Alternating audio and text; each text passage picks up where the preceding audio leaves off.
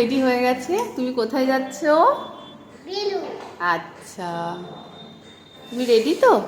তুমি লিপস্টিক পরেছো? বাহ, সুন্দর লাগছে।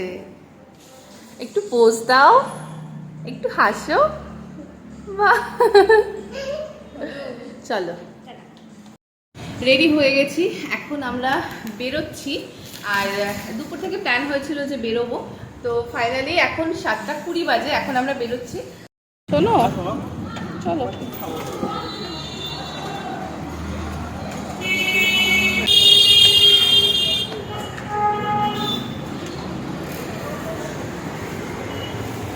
কেএফসিতে ঢোকা মাত্রই আমি আশুকে বললাম তুমি আগে অর্ডারটা দিয়ে এসো, তারপরে এসে বসো। আর ওরা না অর্ডার দেওয়ার পর অনেকটাই দেরি করে খাবার দিতে, তো বললাম আগে দিয়ে এসো। আর আমরা আসা মাত্রই সিট পেয়ে গেছিলাম, মানে টেবিল পেয়ে গেছিলাম। আর আমাদের ব্যারাকপুরে কেএফসিতে প্রচণ্ড ভিড় থাকে, টেবিল পাওয়া যায় না, একটু দাঁড়িয়ে থাকতে হয়। আর আমার এখানে একটা মানে একটু উঁচুতে একটা টেবিল আছে, তো ওটাতে আমার একদমই ভালো লাগে না বসতে। এখানে কমফর্টলি বসা যায়।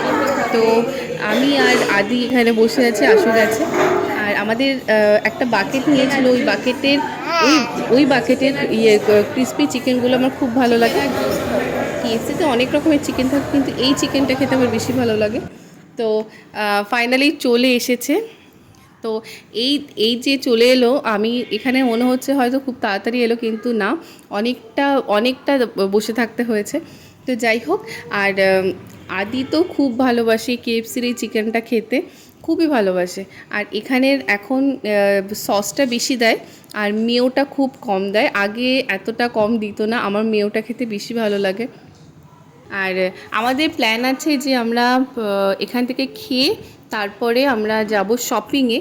তো সেটাই প্ল্যান হয়েছিল, মানে কাল দুপুরবেলাতে এটাই প্ল্যান হয়েছিল। তো এই বাকেটটা তো শেষ হয়ে গেল, তারপরে ভাবছিলাম আর একটা যদি বাকেট নেওয়া যায়, কিন্তু ছোটোখাটোর মধ্যে হবে। তো আবার গেছে ও অর্ডারটা দিতে। তো এই হচ্ছে এই ছোটো বাকেটটা। এই বাকেটটা খুব একটা বেশি দিনের না, এই বাকেটটারও নতুন লঞ্চ করেছে। তো এটাও খেতে খুবই ভালো। আমার তো এই ক্রিসপি চিকেনটা খেতে সত্যি খুব ভালো লাগে। বললামই, এবার চলে এলাম আমরা শপিংয়ে। আমাদের এখানে নতুন একটা শপিং মল হয়েছে। তো এটা কালেকশান মোটামুটি, খুব যে ভালো বলবো সেটা না।